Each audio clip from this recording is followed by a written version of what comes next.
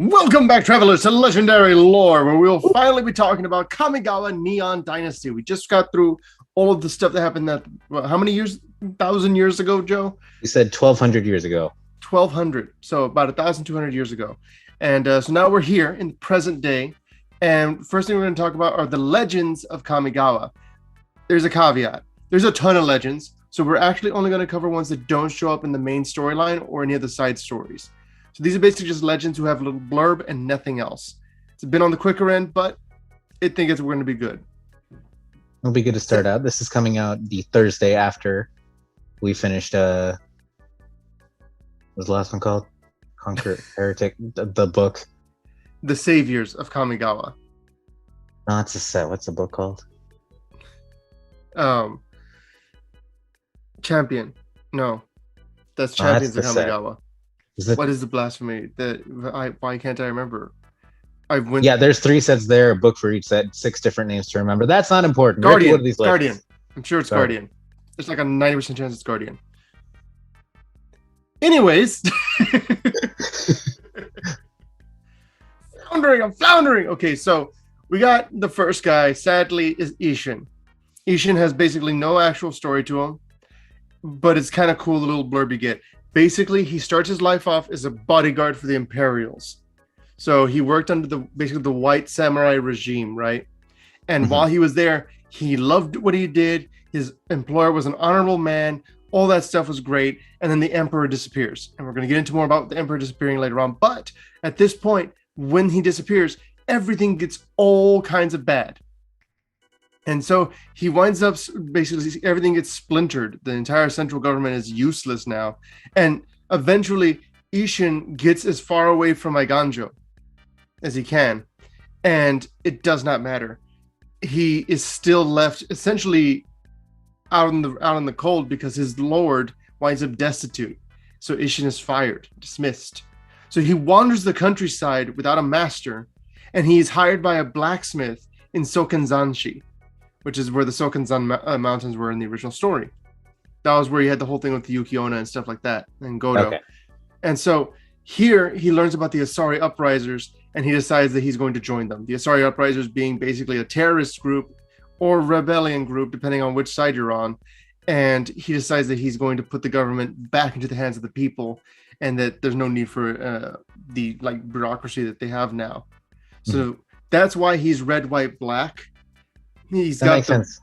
Yeah, he's got the white aspect of the Imperials, the black aspect of basically being disillusioned and a Ronin, and then the red aspect of the Uprisers.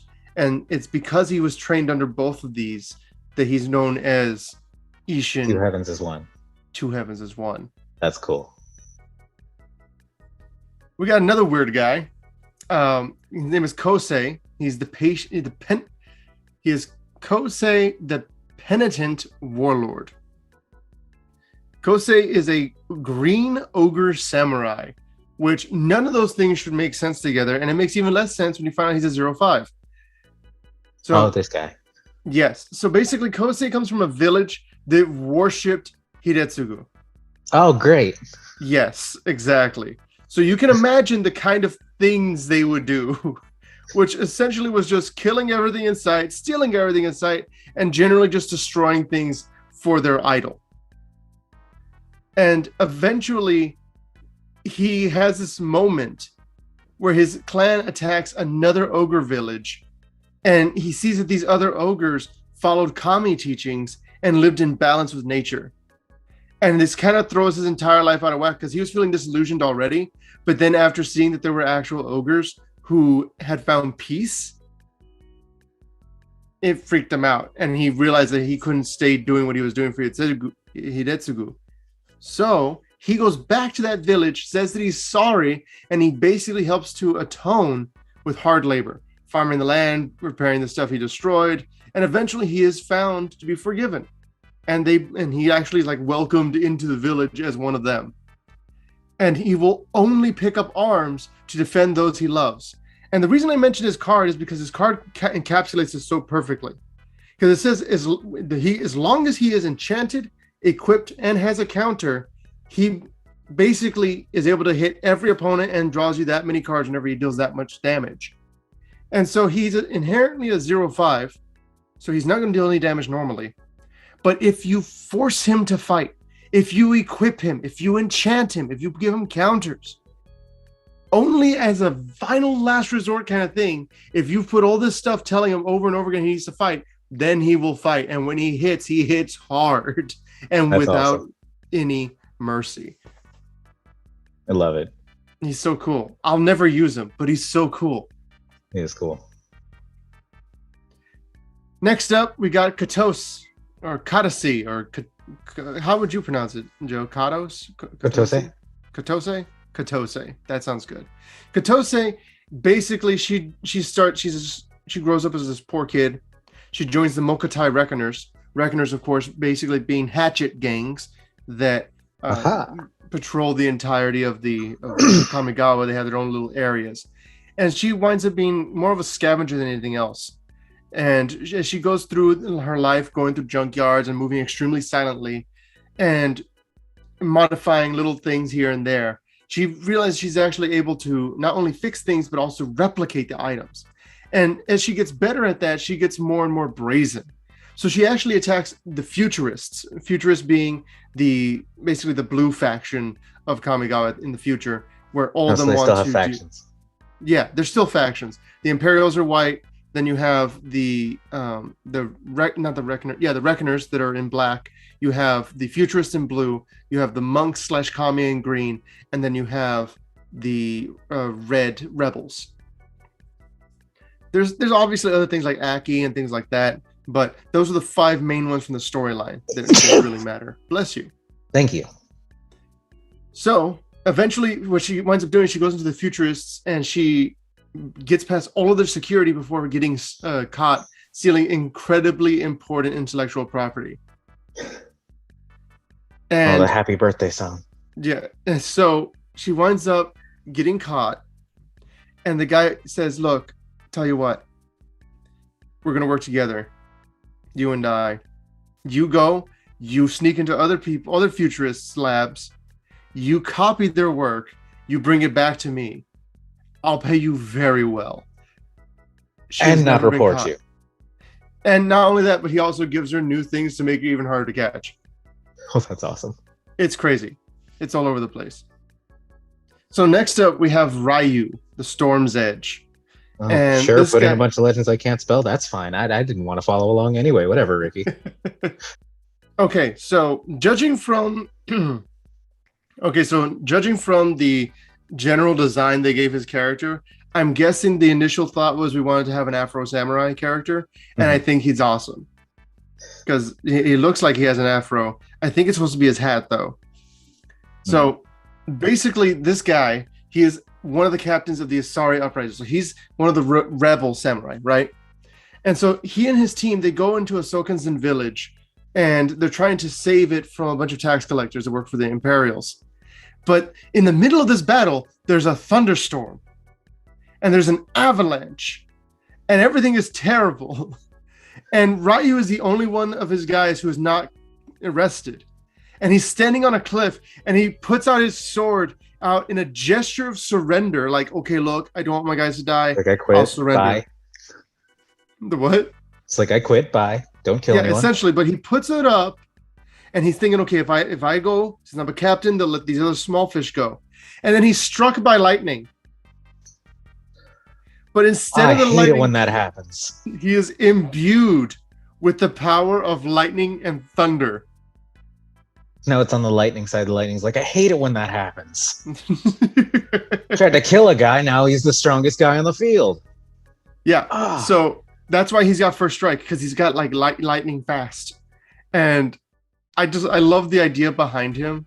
Mm-hmm. And I wish we had gotten like a little story about his exploits, because it's such a cool idea. We just know how he came to be. We didn't know what he did after he came to be. Okay, Joe. So the next one we got up is Yoshimaru. Yes. So Yoshimaru, ever faithful, this is a good boy. He's a very good boy.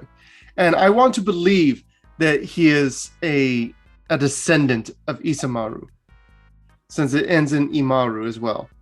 Yeah. I feel like he is. So there's nothing that says that. But like, plus it's like a dynasty. Like, yeah. Maybe the dog can have a dynasty too, like a pure-blooded dog. So Lightpaws is essentially was the Emperor's mentor, and on the first day of her training, Lightpaws gave her a puppy, saying, "Raise it by hand, care for the dog, and this way you'll know how to care for something like your kingdom in the future." Doesn't go like Kingsman, does it? No. Shoot. So basically, Yoshimaru winds up being one of the most intelligent and loyal dogs the court had ever seen. And basically, it was best friends with the Emperor, but then the Emperor disappeared. So Yoshimaru is absolutely devastated by this and starts looking everywhere for her, and then decides to Seymour it up by sitting on her throne and waiting for her to return. Yes. Yeah. It's kind of like that. So next up, I'm gonna we'll go back to the Goshintais. Will. What? No, we will. Yeah. I'm gonna skip down to Ao. Ayo. Ao. I packed one of him today. It's not a bad card. It's not. Okay, so basically all of the dragons of Kamigawa, the original ones, Jugan, Kakusho, Ryuze, Keiga, Yoshi. And Yosei, of course, all of them died. Yay! Yosei was eaten by torn in half during the story that we talked about. Yes. Kakusho was killed later on. Kaiga was destroyed by Hijetsugu. And then that left only Jugan and Ryuze. Jugan was killed defending the forest, and Ryuze brought him back. And then Ryuze and Jugan decided to sacrifice themselves to create a special dragon egg that birthed these 5 new ones, which are essentially the reincarnations of each of them. That's so cool. When I refer to these characters, whichever one they are, they're actually a reincarnation of that same dragon of that color. So I'll try to set it up to where we can have like a double card on the screen there. That would be cool. So Ao is a reincarnation of Yosei. I'm not going to say which one they were reincarnated from because save time. So basically, it is instead a guardian of, like the original one was a guardian of Kamigawa's plains and the city of Eiganjo, right? Yes. The thing is, Ao actually remembers being destroyed by Okagachi. Oh no. And so because of that, Ao refused to assume the role of Eiganjo's protector again once the city was rebuilt. And it tries to distance itself from mortals as much as possible. But whenever things get really bad, Ao shows up to try and save people. But instead of being like on the ground kind of thing, it's as far away from them as it possibly can be until it's called. Similarly, we have Kyrie. And she used to protect Manamo, right? Mm-hmm. And then everything got really, really bad. Well, when Kyrie was brought back, she protected Manamo again until the Shattered States era, in which basically that was when the role of emperor was at that point based off of birth, and during the Shattered States became chosen by Kyodai. During that time, Otawara began to rise as the center of learning and innovation. Otawara being what used to be the Cloud City where the Sorotami were from. Mm-hmm. And so they went and they said, "Hey, Kyrie, ditch Manamo and come with us." The thing is that Kyrie is very suspicious of the moon folks, and as a result, refused. Now, Kyrie spends most of his time just exploring oceans and skies of Kamigawa, discovering as much new things as they can. So, much like Ao, they want to try and avoid the mortals as much as possible. Then we have Junji, which I'm 100% certain is named after Junji Ito for his horror stories. Junji remembers when, decades after the Kami War, Kakusho was killed during an Oni attack because it was trying to defend Takanuma. So when it was reincarnated, it was like, you know what, forget the swamp. I don't care about the swamp. I don't care about Takanuma or any of its people. Forget you guys. I'm going to the canals. And so it just lives in the Undercity going through canals. And if any Reckoner gangs start getting out of hand, it'll just go and destroy them. Wonderful. Then we have Atsushi, the most delicious of all the dragons. Yes. Yes. So Atsushi was the one that has most fully embraced her reincarnation. Basically, she never actually died, remember? And she allowed herself to be reborn and take on a new form. So she's actually an incredibly happy and I guess you could say genial kind of dragon. So not at all like the other ones who just hate everything. And so she basically will just hang out with people and like in the Sokensen Mountains and just visits the city. And everyone just welcomes her, which I love. I love that there's out of all the dragons, at least the red one is the one that people like. Yes. And she is known to fly into destructive rages when somebody triggers her. But other than that, basically everybody loves her. Okay. Then we have Kura. Kura, of course, being the green one. And was resurrected originally by the Orochi because they wanted to bring back the dragon, but realized that because the other dragons were dead, there was an imbalance in nature. And so they went back and they collected all the dragon essences together, and the 5 dragons that were all created and all that stuff. Mm-hmm. And basically, Kura just protects Jukai Forest the way it used to before. Especially because of what's happening with Towashi, the metropolis of Kamigawa, encroaching in on it. Well, that's cool. Sadly, Hidetsugu does not have a story in the new story. I mean, he was set up so well last time. Just like, he's just going to be the all-consuming Omi. And I guess this time, just like, nobody's worshiping the all-consuming Oni. Apparently, it went super bad last time. Yeah, exactly. I mean, let me just read what it says here.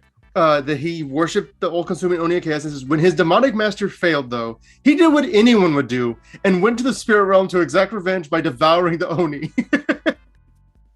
That's good. I'm glad they honored him well. Yeah. Most accurate epitaph ever. The thing is, remember at the end of the original story, he just ripped off Mochi's head, right? Yeah.